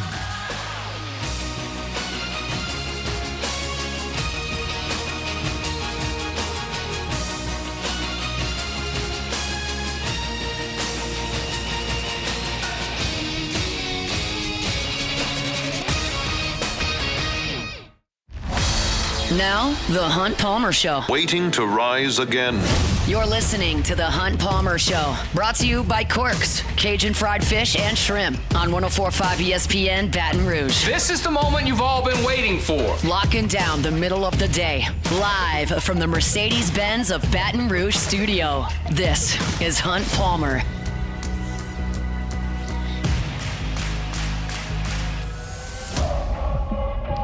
Hour 2, last hour of the week here on the Hunt Palmer Show. Our Friday show is brought to you by Corks, Cajun fried fish and shrimp. Still plenty to do over the course of the next hour, but we'll crank things up with our guy Luke Johnson from The Advocate. He'll be in the Dome tomorrow as the Saints wrap up preseason against the Broncos. Let's talk about it with Luke. He joins us on the Jim's Firearms Hotline. Luke, how we doing? Doing great, man. I'm finally back in my house after like 5 days with no AC in my house, so setting up to be a good weekend. It's not 95 degrees in my house. I really like that. That's your payback for the time in Southern California. You go to Southern California, Yeah. You enjoy that, you come back, you get punched in the face with heat and humidity. So I don't feel bad for you at all. Like seriously, it broke the day I got back. It broke the day I got back, and I was like starting to sweat in my house. And I'm like, man, did I just lose it out there? Like, am I just a giant wuss now in this Louisiana summer? Thankfully, I'm not, at least allegedly. We'll find out over the next week or two. Reportedly. All right, we'll be in the Dome. The air conditioner will work in the Dome tomorrow. I'm confident of that. You're curious your thoughts on the way that they have decided to handle the quarterbacks throughout the preseason and the decision to start Rattler tomorrow? Yeah, I think they kind of just held true to what he said from the beginning, right? And that it was going to be a rotation, and that they were going to have all three in it, and that they would, probably try to pare it down from there. Even though Gilmore's still just like holding on to his death grip of saying Jake Hayner's a realistic, viable starting option for them. I don't get that part, but look, I think even though I would really like to know who it is by this point, I'm sure the Saints would have loved for one of these guys just to blow them away and lock down the job early. I think it makes sense to use every available data point. They probably know, they probably have a good idea of who they're going to go with as their starter by this point. I mean, they've got more than a month of training camp, a couple preseason games. They probably know, even though it's really tight, they probably know. But I don't think it's a bad idea just to get every last little bit of information you can to make a decision on this. And look, it's not like they're making a franchise-altering decision here, right? If Tyler Shuck wins the job and then craps the bed for a couple games, Spencer Rattler's probably going to come in. If Spencer Rattler wins the job, I can almost guarantee that at some point Tyler Shuck is going to start football games for this team. because they need to see what they got in him. So, I don't think it's over per se, even if like Rattler wins a job or Shuck wins a job. But I do think that it makes sense to take as much time as he can to make the decision, even if you're probably going to start both of them at some point this year. What are you looking for from the quarterbacks? Like, what do they need to do better? Well, I think for me, with Shuck in particular, I think it's just playing on time, and when things do get hairy in the pocket, just to stand in there and make plays. I heard some pushback about him not being a great player under pressure, and he made that the best throw that he made last week, that 28-yarder to Trayton Welch on the deep over route. Like if you go back and look at like the coach's film on that, like he took a big shot right after he let that ball go. Like he's got it in him, but like at the lowest points for him, both in these training camp practices and in the preseason games, it's just been like skittish in the pocket and making like questionable decisions when there is pressure on him. And that's just going to be a fact of life in the NFL. It doesn't matter how good their offensive line is. So I want to see him handle that a little bit better. I want to see him operate the offense and get him down the field for a couple scoring drives. We've seen it in spurts from him, but we haven't really seen him sustain it yet. So I think it's in him. But they got to pull it out. And for Rattler, really, it's like I think that the bar is higher for him. He's a second-year player. He doesn't have nearly as much invested in him by the Saints as they do in Tyler Shuck. So he's got to really go out and show that he's the guy. And I think this is important for him, even if like what I'm saying is true, and at some point they do go to Spencer Rattler, or to Tyler Shuck at some point in the season, like. It's important for him to show what he can do in these games, when everybody's watching. Because if he doesn't win this job here, he's playing for another job down the line somewhere. So I think for him it's really like showcase the playmaking stuff, like the instinctual stuff that I think he's really good at. But like also show that he can play like within rhythm, on schedule, getting the ball out quickly when it needs to come out quickly. That's a big thing for me because I think the playmaking stuff is obvious and it's evident, but he needs to get better at all like the small quarterback detail stuff. Who are they going to throw to tomorrow? I mean, I think it's going to be everybody but Devon Vele. Kellen Moore came out and said he expects his starters to play, and I think that has to include Olave and Shaheed, even if it's only for a series, right? You got to we saw what those guys looked like with Tyler Shuck. I think you got to give Spencer Rattler the opportunity to throw to them. Yeah. Same thing for, Alvin Kamara has not played yet this preseason. I expect him to get a little bit of work. Juwan Johnson's only played in one game. I expect him to get a little bit of work. I think when he says I expect the starters to play, I think he means, all of them. And not for like a whole half, but I think they need to get some work in before the regular season. You got to at some point be willing to risk a little bit with these guys. Especially, the Saints are not they're not a team that's got like these big Super Bowl aspirations before the year. They're trying to prove people wrong about some things. So I think they've got to have at least some semblance of how these guys fit on the field together, even if it's just a little bit. What's the timetable? Assumed role for Vele? Obviously he shows up yesterday. So what do they have in mind for him? Yeah, I think the ideal role for him is somebody who's going to be on the field for a lot of those three wide receiver sets. This probably pushes Brandon Cook's role back a little bit. But like a lot of routes out of the slot, but they're going to move him. They're going to move him all over the field, but I think the majority of what he's going to run is out of the slot. And hopefully he's a guy who can give them some contested catchability on third down, somebody who can move the chains. Because as much as I love Rashid Shaheed and Chris Olave and what they can do together, and a lot of people love them, not exactly the guys you want to be living with when it's 3rd and 5 and you got press coverage. And there's defensive backs sticking all over him because they know what's coming and where the yard marker is and all that stuff. Because you could throw like a 50-50 ball to Michael Thomas, and it became more like an 80-20 ball. Yeah. And I think Vele gives them a little bit more of that. Like he's 6'5" and 215. You know, he's got like 6 inches on these guys, and 20 pounds on him. Like he's big, and his whole game is not separation. It's beating guys to the ball. And I think back on that. There's a play in last week's game where it's 3rd and medium, like 3rd and 5 or 6, and Shuck tried to hit Olave on a corner route. Olave had like maybe a yard of separation, but Shuck tried to throw the ball over the coverage, and it went over Olave's head. And that's like those types of plays are where you could use somebody who's 6'5". Where it doesn't matter if he's got a 5'11" corner draped all over him because he's way bigger than him. He can box him out and get to the ball. And they haven't had that since Mike Thomas injured his ankle in like week 1 of the 2020 season. So it's been such a huge need for him. I don't like sending a 4th-round pick away to a guy for a guy who was a 7th rounder last year, who's turning 28 in December. I don't like that, but they really have needed to address this specific role on their offense. I mean, not just this whole offseason, but really for years. And they just haven't done it. They finally did it. So I'm eager to see what it looks like with Olave and Shaheed playing with a guy like that. Are any of the running backs running for their jobs tomorrow? Yeah, I think so. I mean, look, I feel obviously AK is like write it down a Sharpie lock for the team. No doubt about that, right? I think Kendre Miller's pretty close to that. Like I would write it in like the erasable ink, that might not erase. And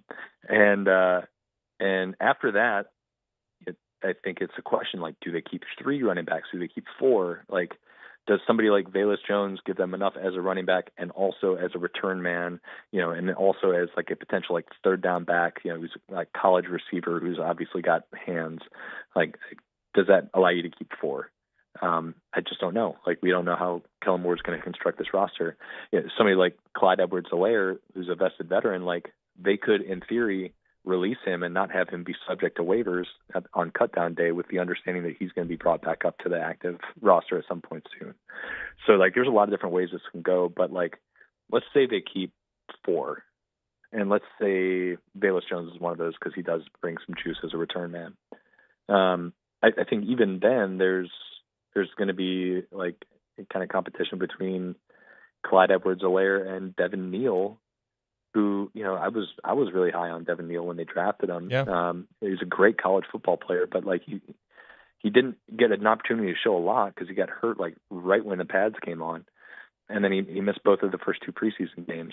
So like this is going to be our first opportunity to see him in a live game setting, and I don't know how much work he's going to get, but like whatever reps he gets are going to be important. Like he's got to show what he can do. I think Clyde's shown enough to make me feel pretty good about him being on the roster, but like Clyde wasn't drafted by this team, and if Devin Neal shows a little bit like that he's worth the investment and worth keeping on the 53, then maybe you keep him over Clyde. I don't know though. It's like, I think those 3 in particular, Clyde, Devin Neal, and Velus Jones are really kind of fighting for 1 or 2 spots. And I think Cam Akers is probably out of that mix as of right now. I just haven't seen enough out of him in camp. Saints and Broncos noon tomorrow in the Dome, and then a lot of decisions to be made there in New Orleans before the season kicks off 2 weeks from Sunday. Luke Johnson's all over it for The Advocate. He's with us usually on Thursdays, today on Friday. Enjoy the ball game tomorrow. We'll talk next week. Yeah, we couldn't talk yesterday because we were blood enemies with the Brewers and Cubs thing going on. So I don't want to talk about it at all. None. But that's okay. Get out of here and just go to the weekend. I don't want to talk to you anymore. Bye, buddy. That's Luke Johnson with The Advocate. His Brewers have now a sizable lead on my Chicago Cubs for the division. I don't think we're going to be able to get there, but Cubs at Angels tonight. Angels not very good. I'll be locked in on that. That's what I'll choose to look forward to. All right, let's come back. Herb Vincent from the SEC, Director of Communications over there at the Southeastern Conference, was with the guys this morning talking about the scheduling decisions in the Southeastern Conference. You know by now that they're going to go to 9 conference games. They're going to go to 3 permanents. Herb talked about that process a little bit with the guys. We'll dive into that sound when we come back. The Hunt Palmer Show. Highland Insurance Group, HighlandIG.com is the website. Look, it is storm season right now, and we've been quiet here on the Gulf Coast to this point. That's a blessing. Hopefully it stays that way, but we understand living in this part of the world that the risk is always there this time of year. Make sure your property policy is set to respond to that. You probably know what you pay. Do you know what you're paying for? If you don't, get the Highland Insurance Group to audit your policy. That's free. They'll just look at it. They'll tell you if there are significant issues. If you've got co-insurance penalties that you could be paying so you don't get a full payout. If your deductible is all out of whack, whether it's a named storm, whether it's wind, hail, it's too high, too low, they'll let you know.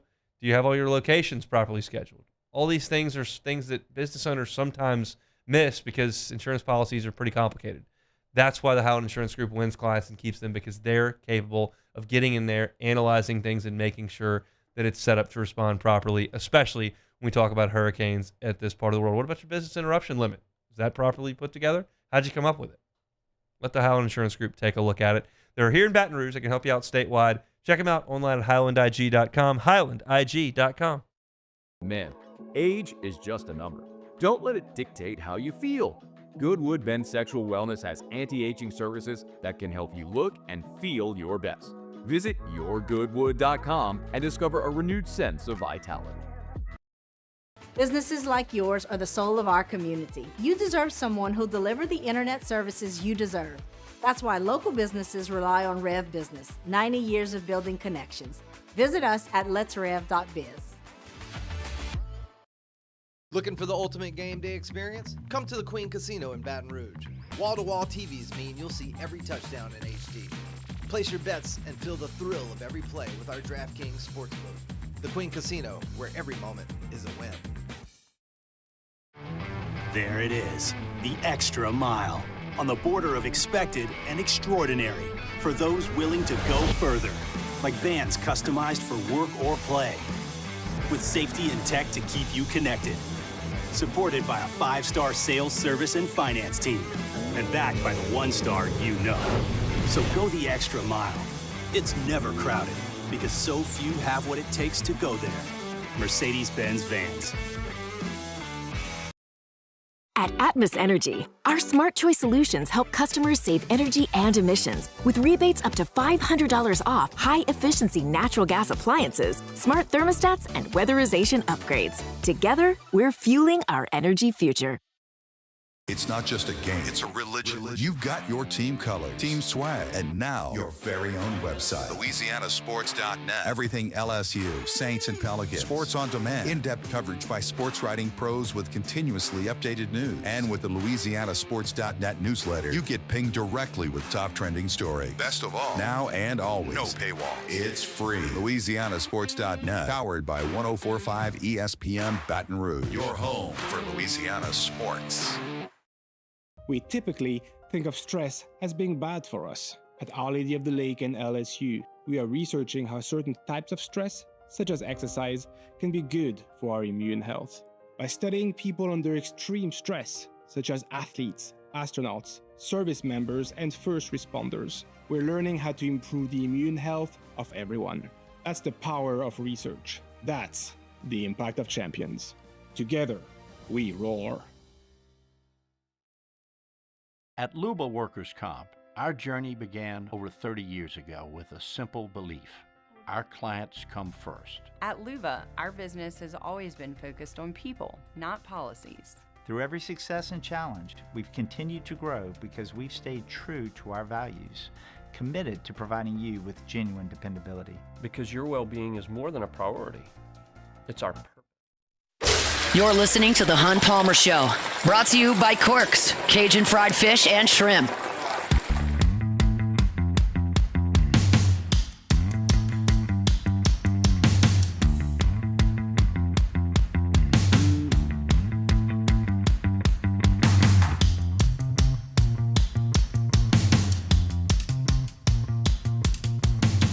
So yesterday, as I was going off the air early in Matt's show, the SEC announced that they were going to go to 9-game schedule. This was always inevitable. Why? Because we always have to follow the money. And when programs and athletic departments are going to have to share $20 million with their athletes, and that number is going to increase over time, they have to find more revenue. Where's the easiest place to find more revenue? TV. What does TV want? Good football. What does 9 games get you? Good football. So this was always going to happen. It was never not going to happen. You're going to have to get some of the Kentuckys and Mississippi States on board to make sure they were okay trying to make a bowl game with 9 league games. And then you're going to have the teams at the top of the league who are fighting for championships suggest that, hey, maybe this is not the best idea if we're trying to win. But ultimately, money's going to win, and money has won, and the SEC will go to 9 games. Herb Vincent, Director of Communications over the Southeastern Conference, was with Jacob Hester and Matt Flynn this morning on Off the Bench and started talking about the process that went on to get to this point with the SEC. And so the first question and the first comment that Herb makes here is the timeline of the decision to make this 9 games a reality. We had discussions about our schedule even going back to 2019 before Oklahoma and Texas even joined the league. I can remember there was a meeting scheduled in 2020. That's when COVID hit and that discussion never took place. And so then Oklahoma and Texas joined the league, and I think there's a natural progression that when a conference expands, you talk about adding games to the schedule. But the initial discussion about adjusting our schedule emanated from talk about wanting our student athletes and our fans to be able to see more teams from around the league. You know, in the old divisional days, you only saw a couple of other teams from other divisions, rarely, because they did not rotate through your schedule very often. Bringing it up to this year's spring meetings, I think we had some healthy discussions there, a lot of discussions between the ADs themselves, separately with football coaches, together football coaches and athletics directors, and then conversations just continued after that. So I think it was an important announcement yesterday. I think it was a look to the future for our athletics directors and our presidents and chancellors, and I think it's good for SEC fans. So that's the conference's thought on that, and I don't have a huge disagreement with it. What everyone now wants to know is, okay, you're telling me there's 3 permanents. Who's making that call, and how are you doing it? And this goes back to the scheduling thing when Oklahoma and Texas came in. I would once again rather be a fly on the wall for that discussion and that determination than I would if you gave me a ticket to Georgia, Texas this year on the 50-yard line. Like, I want to hear this discussion. And Herb talked about how they're going to go about figuring out 3 permanent opponents for all 16 teams. You know, some of it has to do with rivalries, and part of this structure, which is 3 annual opponents, 6 rotating opponents, was to maintain some of those traditional rivalries. I think people know who those rivalries are. Then there's, you have schedule balance as much as you can. You don't want to load up one team with too many difficult annual rivals. There's geography involved. I think there's a number of different things, and so that'll play out as we go through it. And certainly there's discussions with the schools as well. I love this because it gives me a mental image, and it's vivid, of the folks sitting in this room going, okay, we know Vanderbilt, Kentucky, and Mississippi State stink, and we know Bama and Georgia and Texas are good, and we know, like, Missouri's hit and miss, and we know Tennessee's kind of hit and miss, but LSU and Auburn are good, and A&M's usually pretty good. Like, you have to literally say that out loud. When you talk about the Major League Baseball schedule, you're just scheduling everybody based on parameters of you have to play your division this many times, you have to play the teams in your league that aren't in your division this many times, and the teams that are in the other league this many times. When you're in the NFL, well, you play your division twice, and you play this division from the NFC, and you play this division from the AFC, and then you play the other teams that finished on your plane. And so there's a set parameter. This is just a perception of how good programs are. So you realize that if you put Alabama on somebody's schedule, you're probably going to have to come back with Kentucky or Vanderbilt. And I think that's hilarious because you have to admit that. And it's not every year that every team falls into its usual box, but most years they do. So that part is funny to me. And so we know that LSU was rumored, leaked, discussed to be saddled with Bama, Ole Miss, and Texas A&M as their 3 permanent opponents. That was what was being leaked before we got into the Oklahoma-Texas thing, and then we got into not agreeing on 8 or 9 games, and we settled on 8 for the next 2 years, and all that kind of stuff happened. But it was Bama, Ole Miss, and Texas A&M, and Herb kind of shot that down. After the announcement yesterday, everybody's guessing who's it going to be. It's going to be the same as the ones that were announced in 2022. Well, there never were any announced in 2022. There was some discussion internally about who it might be, and that discussion kind of took off. And A lot of people guessed at what they were, and so you can search the internet and find all kinds of people who reported different scenarios, but none of that holds right now. And so that'll be a big announcement when we have it, obviously, because the anticipation is already building. And look, you understand that's a huge, huge deal. Schedule is a massive thing in college football. Hester and Flynn and I can argue about it until the cows come home. Hester wants to play Florida and Bama and Auburn and Texas A&M and Tennessee. I want to play Mississippi State and Vanderbilt and Kentucky and Arkansas and Missouri. That's how we're wired. That's how we're programmed. My team is absolutely 100% going to compete for more championships than his. He's going to make more memories and fill more stadiums. If that's what you're in it for, great. I'm in it to win. So that's the way that I want to see it shake out. Clearly, LSU's not going to get Kentucky, Vanderbilt, and Mississippi State. Nobody is. They're going to split it based on what Herb is saying. But I think it's fascinating. So the question is, what rivalries take precedent over others? Because there are some that are either geographical in nature or so burned into the fabric of the conference that they're not willing to push away from them. And the question is, does it matter what happened in 1968? Does it matter what happened in 2018? Like, what are we talking about? And Herb mentioned, whether it's recent or traditional. I think you make it more recent. You have some recency to it to make sure that you're measuring strength of programs in a more recent time frame. And one of the things we're not calling it is permanent opponents, because we'll take a certain time period and then relook at it. And those annual rivals could change over the course of time. But we'll look at it and we'll have a big announcement at some point, and I think people will take interest in it. People are certainly going to take interest in it because it's a huge, huge deal. Now, it's not the end-all, be-all, because keep in mind, just because you get X, Y, and Z as permanent opponents, that doesn't mean you're not playing the other teams. That's not your whole schedule. You're still going to play every team in the league over a 2-year run. You're going to visit every team in the league over a 4-year run. So just because LSU is not going to get Georgia as a permanent, LSU and Georgia aren't going to be a permanent opponent. They're not. Because LSU has too strong a ties to other powers in the conference. Bama, certainly. Florida, certainly. Auburn, certainly. Texas A&M, certainly. So I can say with confidence, LSU's not going to get Georgia. Georgia's got too deep a ties with Auburn. They got too deep a ties with Florida. Like, that's how those are going to go. So I'll just use Georgia as an example. Just because Georgia's not in your permanent, you're going to play them every other year. So it's not that big a deal. It is a big deal, but it's not the end-all, be-all. If you were determining what 8 teams you were going to play every single year, that would be a big deal. If you were determining, like, the COVID year, we had that SEC Network reveal where you were adding 2 league games. LSU got Missouri and Vanderbilt, by the way. They lost to Missouri. But that's a big deal because it's 1 year, here's what we're doing. This is an annual thing that's going to roll over. And Herb says we're going to evaluate things every so often to make sure that we don't get completely out of whack.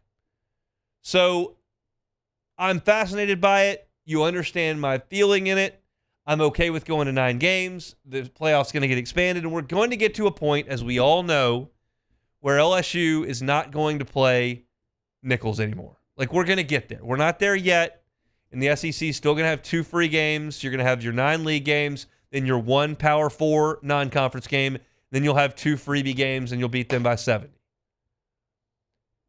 But I'm just endlessly fascinated by how they're going to separate this out with the 3 permanents. I think there's a reasonable chance. We already know that it's Texas A&M, Ole Miss, and Alabama, and I think that's a reasonable draw for LSU. If you just sit here and try to evaluate it on its face, A&M has never figured it out. They're just a better-than-average program. Ole Miss is limited in the resources that they have. They're pretty good right now, or they have been the last 4 years. Will they be this year? We'll see. But over the course of the next 10, okay, they're probably top half of the league, right there with A&M. And then Bama has been a power, but they've got a new coach now, and that can go away. Do they have Urban Meyer taking over for Spurrier, or do they have Ron Zook right now? I don't know. But I think that those 3 is a reasonable draw. You don't have 2 superpowers. It's not getting one over easy on the SEC by having Mississippi State and Vanderbilt every year, I think it's reasonable. And I have plenty of dislike for all three of those programs, so that checks out as well. But if you're asking me, I'm not going to suggest that LSU gets Florida, Alabama, and Auburn as permanents. I think that is banging your head against a wall like a goofball. I won't be doing that. I'll take a little bit of an easier route. Thank you. All right, that's SEC scheduling talk. LSU's going to be in Tiger Stadium tomorrow for their final scrimmage. I'll tell you what I'll be looking for next. The Hunt Palmer Show.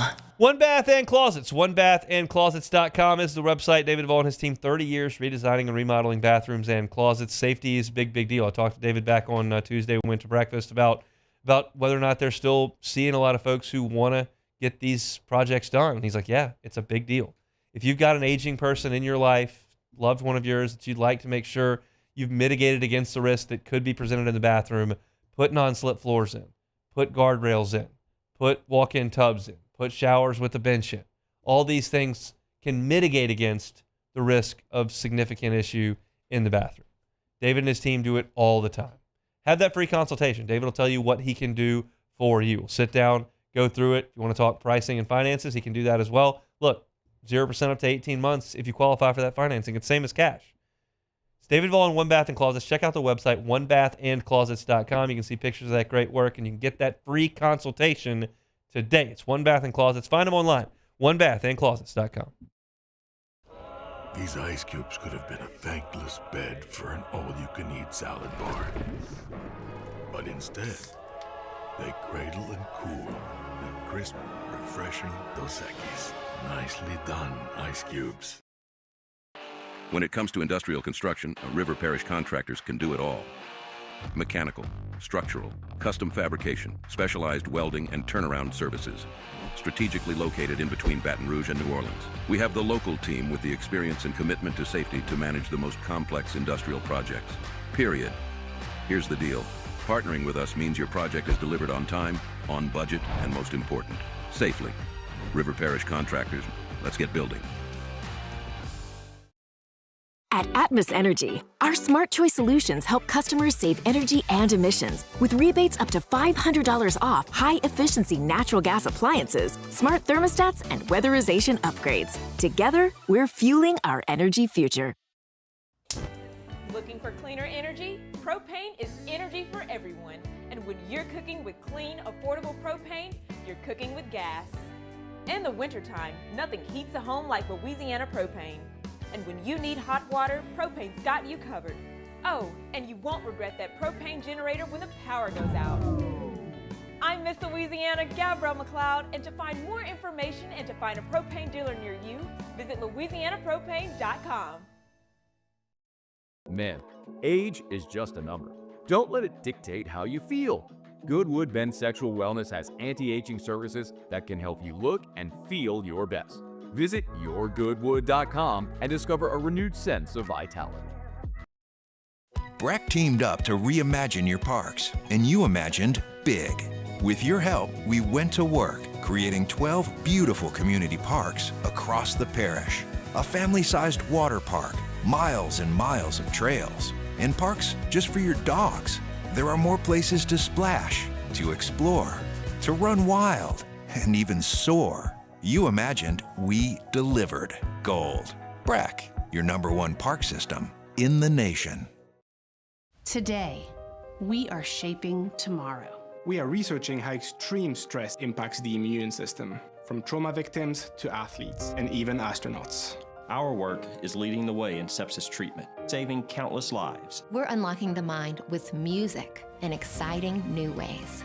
Our Lady of the Lake Health and LSU are improving the health of our state.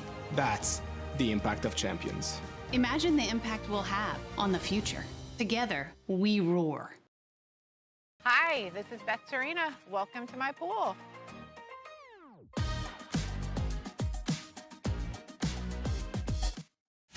This is the Hunt Palmer Show, brought to you by Quirks, Cajun fried fish and shrimp.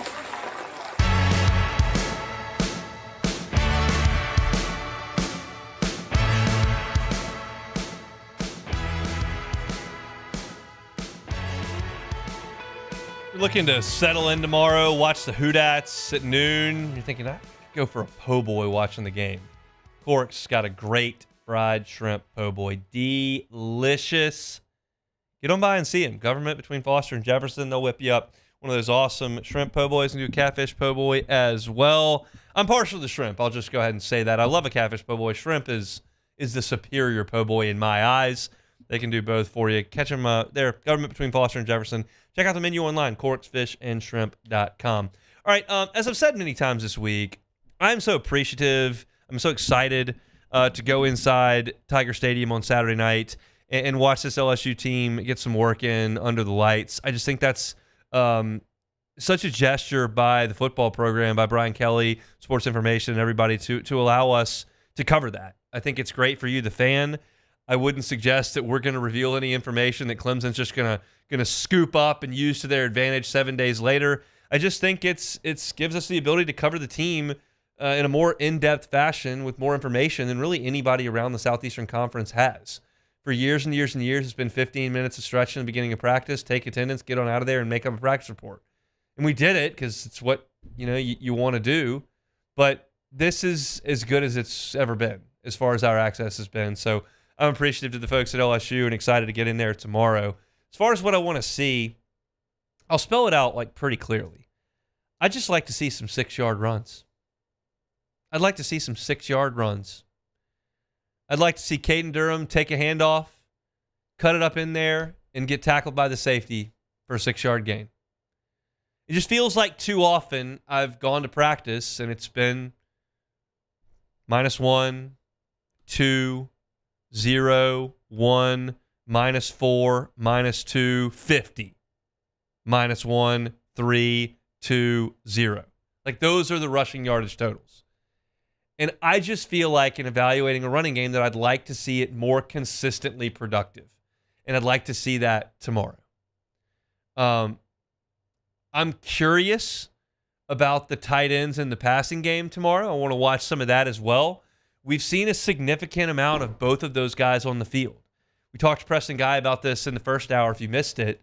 And I think you're going to see a lot of tight end formations for this team. I think you're going to see Bauer Sharp, even Donovan Green in the game to help the offensive line protect Garrett Nussmeier. I don't think, like you saw so often in 2019, you had a savant at quarterback and you had the Joe Moore winning offensive line. And they felt so comfortable getting into 4 and 5 receiver sets, knowing that the ball was going to come out because the quarterback knew where he was going with the ball. He could read the defense. The receivers were going to win, and they didn't need a lot of time and a lot of help to protect. This doesn't feel like that to me. That's not a shot at this team. That's the best offense in the history of the sport.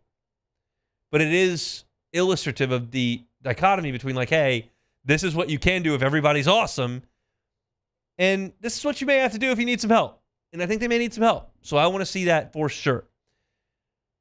Defensive side of the ball. Corners. I'm curious. I know one of them is going to be number 1. I'm sorry, Delane's not number 1. Delane's 3. One of them is going to be Mansour Delane out there. Stamps is 1. It'll be Delane, and then Stamps and Woodland are going to play. In what order? I told you early in camp that I thought Ashton Stamps was really performing well. Thought he was having a great start to camp. Still feel like he's been good. But I have noticed that he has run with the 2s a considerable amount. He's run with the 1s as well. This is a rotation, not a demotion.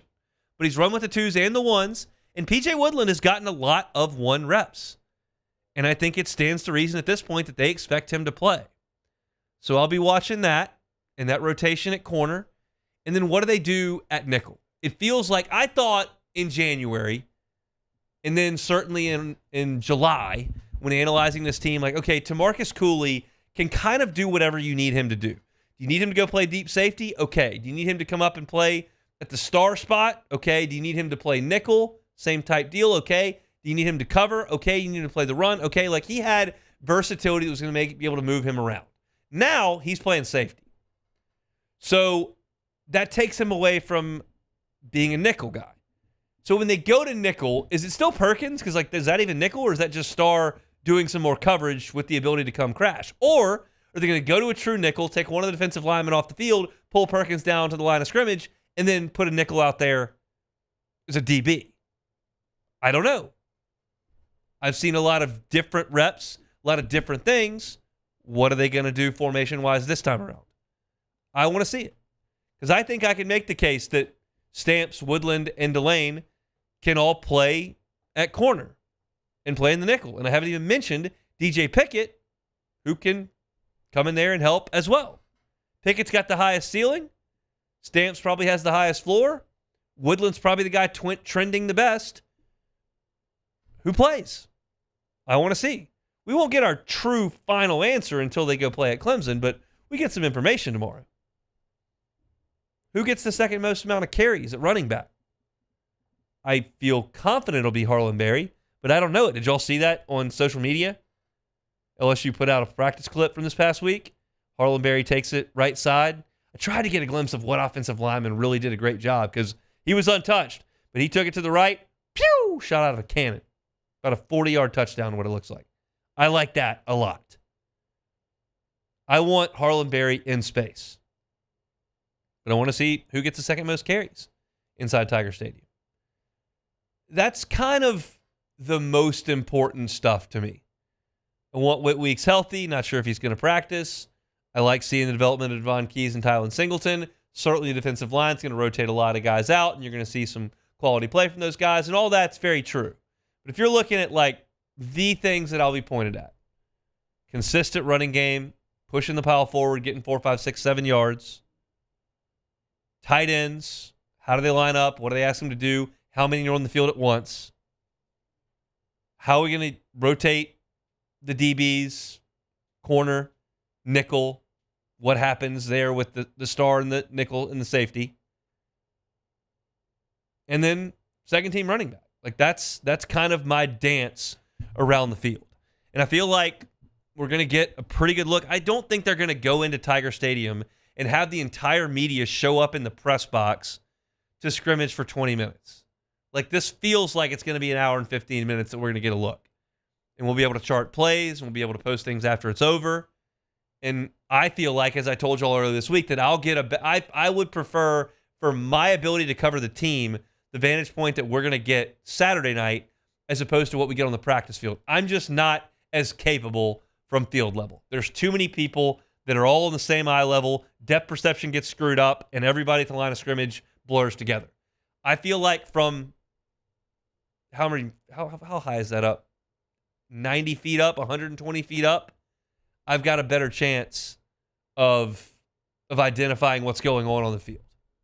So I'm excited about that. I'm excited to cover it, excited to talk about it on Monday, excited to write about it on LouisianaSports.net, and hopefully they get a good workout in, and then we move into game week. Like, as I sit here getting towards the end of this segment with this final scrimmage of the preseason, it's kind of dawning on me that, like, we're through it.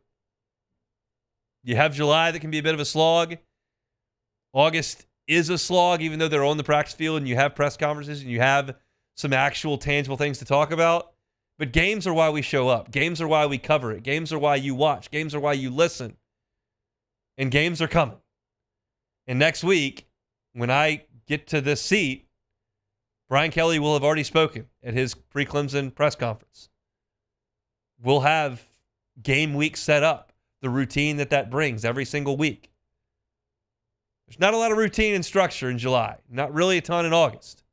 That's coming now. And it starts with one more scrimmage in Tiger Stadium on Saturday, one more chance for us to write that up, and then you got 14 weeks of getting it after it on the football field. I'm excited for it, fired up to cover it. Hopefully you're excited to come along for the ride with us. Always appreciate you being here on the Hunt Palmer Show. Certainly hope you'll check us out for free over on LouisianaSports.net. A lot of content flying up on that website. Charles Hanegriff has a comment about scheduling in the SEC. I think you'll want to read that. Go check out on the site right now. It went live this morning. We'll take one more time out. We'll wrap it up for the week. Get ready for game week in Baton Rouge on the Hunt Palmer Show. The Hunt Palmer Show. Genesis of Baton Rouge. GenesisofBatonRouge.com is the website. America's best warranties. Industry leading. Got the powertrain warranty, 10 years, 100,000 miles. You've got the bumper-to-bumper new vehicle warranty, 5 years, 60,000 miles. You've got the enhanced 24/7 roadside assistance. That's unlimited miles for 5 years. And then you got your complimentary scheduled maintenance. That's 3 years, 36,000 miles, full free. We like that. Free 99, always good. It's just part of the perks you get from being a Genesis driver, which is an experience. It really is. It's a luxury experience. It's a luxury vehicle at a reasonable price. That's the motto. So when I say Genesis, you should think luxury vehicle. When I say luxury vehicle, don't go, I can't afford that. Check it out online, genesisofbatonrouge.com. Go see them. Airline at Pico. If you're getting a new vehicle in Baton Rouge, you're probably going to be on airline. Just check them out. Make that one stop at Genesis of Baton Rouge. You can find that entire inventory online at genesisofbatonrouge.com. It's genesisofbatonrouge.com. Flight by Yingling is raising the bar by crafting the next generation of light beer. With only 2.6 carbs and 95 calories, this is premium refreshment 6 generations in the making. Flight by Yingling. Raise the bar. Parish Construction and Roofing. This is Coach Kim Mulkey. Go to parishbuilt.com for all of your roofing needs. From your hometown, parishbuilt.com.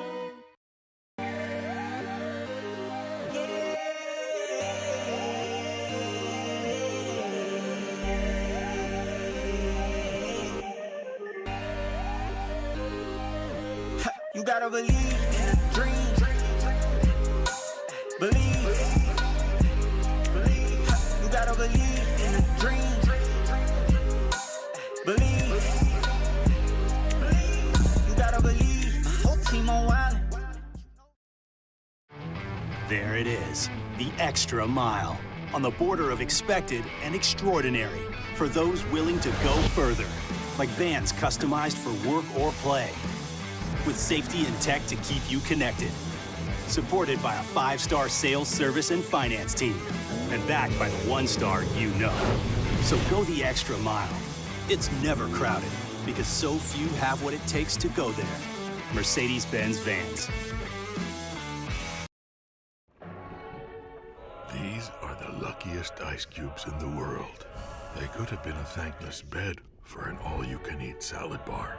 But instead, they've been called upon to cradle and cool a crisp, refreshing Dos Equis.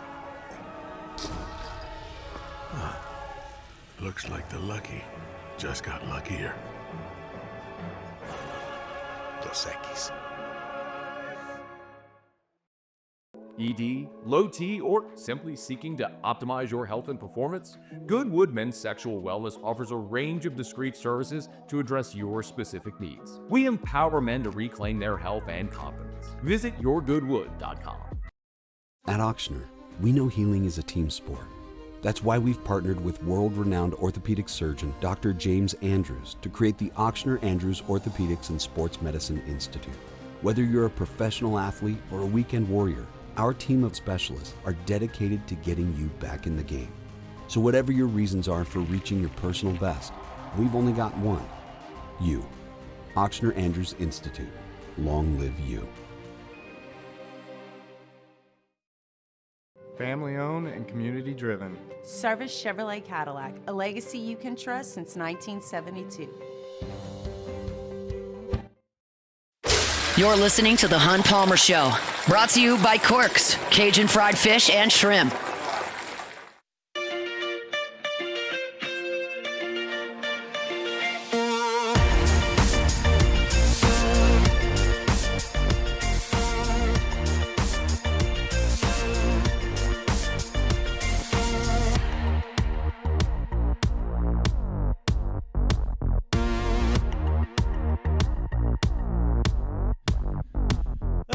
Let's wrap it up here. Friday show is brought to you by Cork's Cajun Fried Fish and Shrimp. Appreciate you being with us. Hopefully that work week's in the rearview mirror. If it's not, Matt will get you home here shortly on After Further Review. We've got one more order of business to take care of on this Friday. That is, of course, a little bit of Take It or Leave It. Take it or leave it. Take it or leave it. Take it or leave it. Presented to you by Flight by Yingling, the next generation of light beer, crafted by America's oldest brewery. Today's hottest stories in sports, news, and sometimes even Hunt's life. The question is, will he take them or leave them? Flight by Yuengling, the next generation of light beer, the oldest brewery in America. It's the weekend now. If you're heading home but want to stop off for some cold pops on the way home, so you got them in the fridge all weekend long, cannot recommend enough the folks over at Yuengling. Flight by Yuengling, the next generation of light beer. 2.6 carbs, 95 calories. Flight by Yuengling. All right, let's start it off with an NFL trade today. The Washington Commanders have traded running back Brian Robinson to the San Francisco 49ers in exchange for a 2026 sixth-round draft pick. Will this help keep CMC healthy for my fantasy football team? Take it or leave it. Leave it. How you feel about that answer? Well, I mean, well, in my defense, he fell to me, so it was I didn't go out my I didn't go on my means and reach for him. But hey. I'm a little bummed out that Washington has parted ways with a really good running back. I mean, you've got Austin Eckler, and then I'm looking at the depth chart. You got Ja'Cory Krosky-Merritt. That's the guy I've been high on. Yeah, Jeremy McNichols, and then Chris Rodriguez, who's from Kentucky. I remember him. But look, Brian Robinson, heck of a player behind Eckler. I would have liked to have him around. Maybe Jaden's a Superman. He can do whatever he wants on his own. But it's a bummer that's all you could get for him. It's just a sixth-round pick that probably never helps you. But we'll see. Especially he's been pretty productive to say. Yes. He's been pretty productive. So I think he could take a couple treads off McCaffrey's his tires. So this is where this one gets very interesting. Former Pistons guard Malik Beasley is no longer a target of the federal gambling investigation conducted by District of New York. Beasley, who was coming off a career season, was looking at north of $40 million payday in free agency, but couldn't sign anywhere because he was being investigated. How would you be able to recover after missing out on $40 million for no reason? Take it or leave it, Hunt. I'll leave that. I wouldn't be recovering from that. Well, I mean, if you didn't take everything I have currently, I would just keep on going the way I am. But it's not as if I would like to have $40 million is essentially the issue here. And if I didn't get that for no reason, I would imagine there'd be a lawsuit involved. Like if they don't. I mean, the money's dried up now. Free agency's over. Yeah. So it's like the window's gone. I don't know enough facts about this. I know that when you publicize gambling as much as they have over the last 5 years, that this is inevitable, that things like this are going to happen. But dealing out $40 million not to get that because you were involved in an investigation you were cleared from is a tough scene. Tough scene. I'd probably be about to jump off the bridge or something, because that's a lot of money to miss out on, especially now that you find out I didn't even do anything. So college football takes over Ireland tomorrow. Guinness, take it or leave it. I got to leave it. Thank you. Flight by Yuengling is what we're going to go with. But I've never had a Guinness. Me either. I'm not a super adventuresome beer drinker. I am told Guinness tastes and drinks nothing like it looks. It looks like pudding. Coffee. It looks coffee. Super dark and like heavy, and apparently it's rather light. I'm not completely opposed to giving Guinness a try. I'm not also inspired to do so. I wouldn't go out and buy it. Exactly. I'm not going to do that. I'm going to stick with the Flight by Yuengling right here. That's what it's funny because I know somebody's listening like, oh, these guys are soft. You guys don't like Guinness? You look at these guys on the radio. Look, I don't branch out a lot. I kind of drink the same stuff. I eat a lot of the same stuff. I just kind of stay in the lane. Like, my wife is one of these who will go to a restaurant and just try to find the most creative cocktail she can possibly find. And I would suggest she drinks 100% of that cocktail 32% of the time. She's like, that's not that good. Yeah. You know what's always good? This beer that I get every time. Yeah. You know what's always good? The scotch just on ice that I get it's the same thing every time. I don't have to try and see if it might be good. Yeah. And maybe my lack of curiosity hampers me in experiencing new things. Maybe so. Yeah. But I'm also pretty content with the things that I do more often than not. So I'm not completely opposed to Guinness. I'm not going to run out and grab one right now. Yeah, for sure. You got to buy me one. So that's all we have for Take It. We have one more if you scroll down. It's very important. Crucial take it or leave it. Okay. The Shark Dogs will take a first step to the Little League title tomorrow morning. Take it or leave it. The Shark Dogs. I saw them practice yesterday, I got to tell you. Coach Pfaff did an incredible job at practice yesterday. I'm not sure the Shark Dogs have the talent this year. For those that aren't aware, the Shark Dogs are my son's pre-K3 soccer team. Yes. Little bit of lack of team chemistry yesterday. had a lot of tears, including the coach's son that was crying a lot. Oh, man. I'm not sure if anyone knows the rules aside from the two coaches. I just think the Shark Dogs may have a long season ahead of them.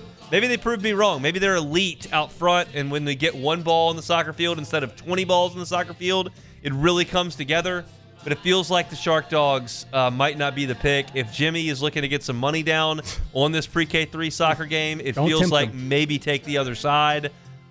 I'm going off one practice here. I watch LSU practice. I watch the Shark Dogs practice. They're very good at their post-game huddle where they go 1, 2, 3, chomp. They got that figured out. Myers-Mann's got that figured out. I don't know if he's going to be a future Premier League star. Oh, man. Like, I just feel like you can't just judge them off one practice. They got character. They got heart. You got to give them a chance. See what they look like tomorrow, man. I will see what they look like tomorrow, and I feel like it's probably not going to be great.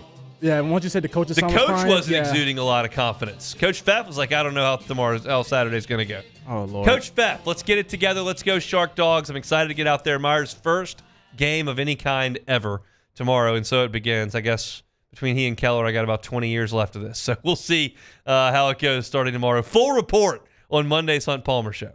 Probably a limited report. But a full report on the Saints on Monday's show and a full report on LSU inside Tiger Stadium on Monday's show. That's it for us. If you missed any of the show at all, catch us on demand wherever you find your sound. You can search for the Saints, Hunt on Saints, LSU, Hunt on LSU. Matt's going to drive you home. Have a great weekend. We get back on Monday, same time, same place. It's game week. See you then. The Hunt Palmer Show.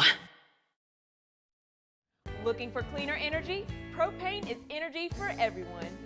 Propane water heaters are very cost efficient, and the savings are even greater with a tankless propane water heater. We all